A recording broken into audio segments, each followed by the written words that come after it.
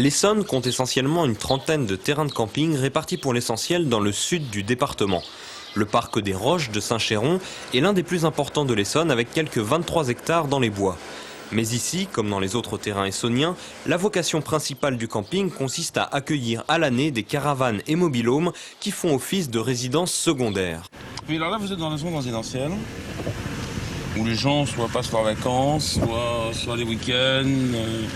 Et donc ils ont des emplacements avec 200 mètres carrés, l'électricité. Ce sont des gens qui viennent d'où exactement? De la capitale? Ils viennent de la capitale, ils viennent de l'Essonne, du département sud de Paris et un peu du nord, mais enfin essentiellement la zone sud. 15 hectares sont donc réservés à ces cadres, fonctionnaires mais aussi ouvriers et employés qui ont choisi de profiter des équipements d'un lieu pour y implanter leur résidence secondaire. À Saint-Chéron campent aussi des touristes de passage et quelques centres aérés pour les vacances, mais le séjour et loisirs de proximité restent l'essentiel. Les gens se comportent comme s'ils étaient dans leur résidence secondaire. C'est d'ailleurs leur résidence secondaire. C'est sûrement la résidence secondaire de l'avenir d'ailleurs. Ah, vous croyez? Ah, tout à fait. C'est quand même beaucoup moins onéreux qu'une maison, c'est beaucoup moins de fatigue pour les dames. Et puis, on profite d'une piscine, de cours de tennis sans en avoir les contraintes. C'est quand même fondamental.